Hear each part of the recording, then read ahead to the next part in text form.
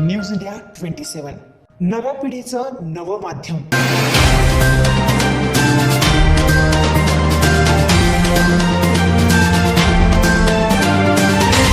गलत सोच रखने वाले लोग ये गलतफहमी पैदा कर रहे हैं कि मुशीर सैयद को देवयानी फरांदे ने इस चुनाव में लड़ने के लिए खड़ा किया। देवयानी फरांदे का बाप भी मुशीर सैयद को खरीद नहीं सकता।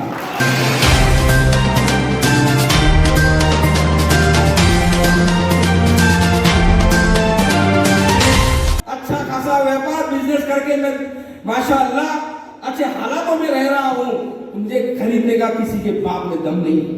ये हिंदू मुस्लिम फसाद देवयानी फरांदे के लोग देवयानी फरांदे ने किया और उसी के साथ साथ इस हिंदू मुस्लिम दंगल को लगाने वाले जो लोग थे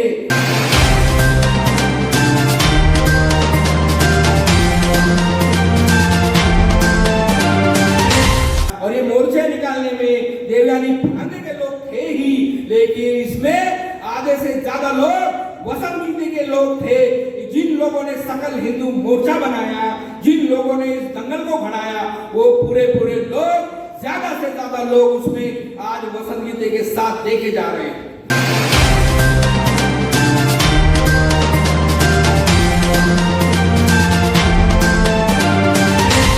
जाकर ऑब्जेक्शन लेता है वसंत गिनती, देवयानी फरांदे दोनों मिलके, क्योंकि वहां पर मुस्लिम बस्ती बस रही थी, इनके आंखों में चुभने लगी और इन दोनों नेताओं ने, खासकर वसंत गिनती ने पहले ये आवाज उठाकर वसंत गिनती ने पहले ये कंप्लेंट की और देवयानी फरांदे इन दोनों ने कंप्लेंट करके जो गरीबों ने छोटे छोटे पैसे जमा करके महाराज नगर में छोटे छोटे प्लॉट खरीदे थे, कुछ छोटी मोटी इमारतें बनाई थी, उसको पूरी ताकत लगाकर, शासन से ताकत लगाकर, फोर्स लगाकर उन सारे गरीब लोगों की वो बस्ती उजाड़ दी। नाशिकमध्ये विधानसभा निवडणुकीत वंचित बहुजन आघाडीचे उमेदवार मुशीर सय्यद यांच्या प्रचाराला कालपासून सुरुवात झाली आहे। सर्व समाजाचे श्रद्धास्थान बडी दर्गा येथील सय्यद सादिक शाह हुसेन यांच्या दर्गेवर चादर चढवून प्रार्थना करून प्रचाराला सुरुवात करण्यात आली।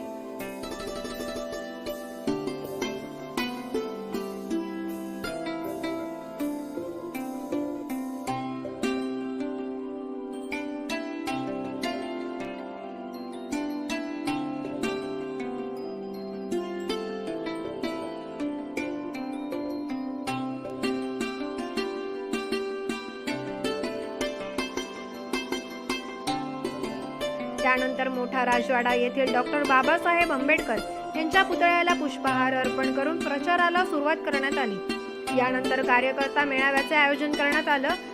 काही झालं ते एका ठिकाणी, सभागृहात काही झालं तर आम्ही एक ठिकाणी असतो।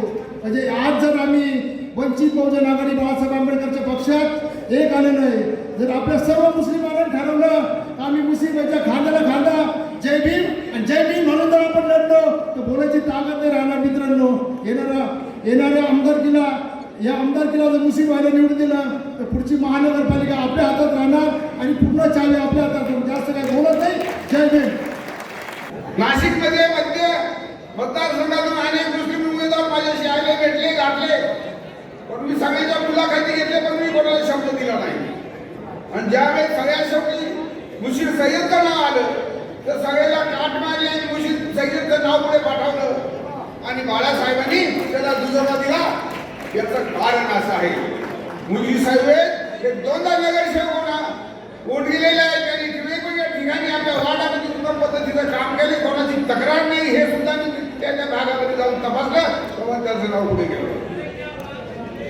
ज्या माणसाची पूर्व हिस्ट्री अति उत्तम आहे तोच माणूस आमचा उमेदवार होईल आणि आपण फार बारकाईने विचारपूर्वक त्यांना उमेदवारी दिली आहे। मला या ठिकाणी तमाम मुस्लिम बांधवांना सांगावंसं वाटतंय की गेली अनेक वर्षे आपण फक्त ठराविक पक्षाला मतदान करत राहिलो, ठराविक पक्षाला मतदान करत राहिलो। आपल्या मनामध्ये असा विचार का नाही आला का आपण मुस्लिम समाजाचा एखादा उमेदवार उभा केला पाहिजे आणि सगळ्या मुसलमानांनी एकत्र येऊन त्याला निवडून दिला पाहिजे, असा विचार तुमच्या त्याच्या अगोदर काय नाही आला?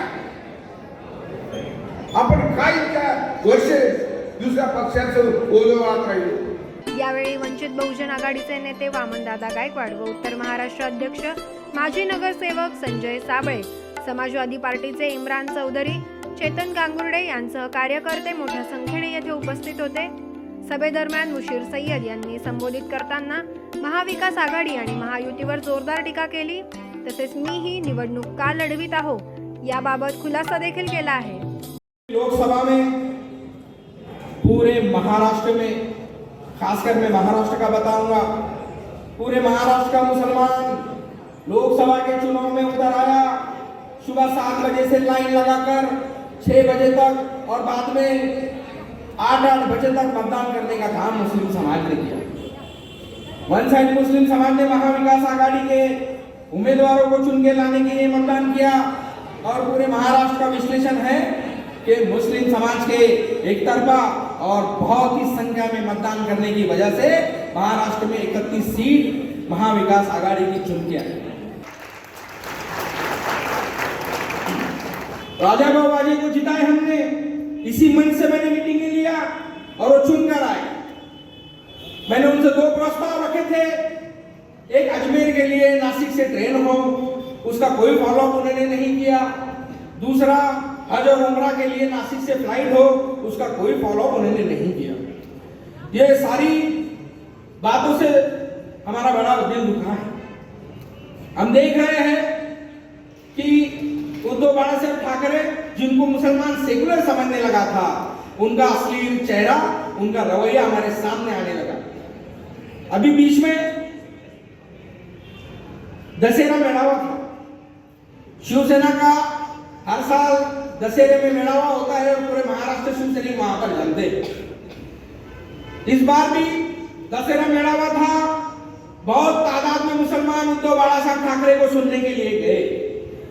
कई बुरखे में हमारी मां बहनें गई और उस भाषण को सुनने के लिए गए. और जो जिस तरह से वहां पर भाषण होने लगा और भाषण होते होते उद्धव साहब ने फिर याद दिला दिया कि मुझे गर्व है बाबरी मस्जिद हमने तोड़ी. नीचे मुंडी झुकाकर मुसलमान वहां से लौटे. इन हालातों में हम लोग यहाँ पर गुजर रहे हैं. एक तो हमारे वोट तुम ले रहे हो, हम हमारी वजह से तुम जीत के आ रहे हो. जब हमको कुछ जरूरत पड़ रही है तो आप लोग हमारी मदद करने की बजाय हमको नीचा दिखाने का आप लोग काम कर रहे हैं. मरांदे को सभी जानते हैं. 10 साल से इस क्षेत्र में वो विधानसभा की आमदार है. लेकिन उस आमदार के दिमाग में मुसलमानों, दलित और SC ST के बारे में जो गलत ज़हन उस आमदार ने बना के रखा है, कहीं ना कहीं उसको चैलेंज देने का काम सैयद मुशीर को करना है. और इस शहर में जातीय तनाव निर्माण करने का काम देवयानी फरांदे ने जिस तरह से किया, एक बार फिर नासिक रोड के किसी हरामी ने हुजूर सल्लल्लाहु अलैहि वसल्लम के बारे में, मोहम्मद पैगंबर के बारे में कुछ गलत टिप्पणी की तो नौजवानों का हमारा बहुत बड़ा मॉब नगर में पहुंचा. पुलिस स्टेशन के सामने आंदोलन हुआ और उस आंदोलन में बच्चों ने, नौजवानों ने मांग की कि उस कमीने को जिसने हुजूर सल्लल्लाहु अलैहि वसल्लम के बारे में गुस्ताखी की उसके ऊपर कड़ी कार्रवाई की. वहां पर नारेबाजी हुई. हमारे जज्बात कौम के बच्चों के उमड़ा पड़े थे, उन्होंने बहुत जबरदस्त तरीके से वहां पर एहतजाज किया. और ये देवयानी फरांदे बोलती है, ये झूठ बोलती है कि वहां पर पाकिस्तान के नारे लगाए गए, पाकिस्तान के झंडे बताए गए. मैं इस बात का खंडन करता हूं और मैं चेतावनी देता हूं, ये मुसलमानों को बदनाम करने का अगर कोई काम करेगा तो ईट का जवाब पत्थर से देने का काम सैयद. उन्होंने मेरी होटल का मुद्दा विधानसभा में उठवाया. मेरी होटल का मुद्दा विधानसभा में उठाने वाले नीतीश राणे को देवयानी फरांदे ने ये सारी चीजें बताकर मुशीर सैयद को कहीं तो ब्लॉक किया जाए, उसको किसी तरह रोक दिया जाए. ये काम, घुनौना काम करने का काम देवयानी फरांदे ने किया. लेकिन अल्हम्दुलिल्लाह मेरी होटल की पूरी परवानगियां थी, हर तरह के परमिशंस थे.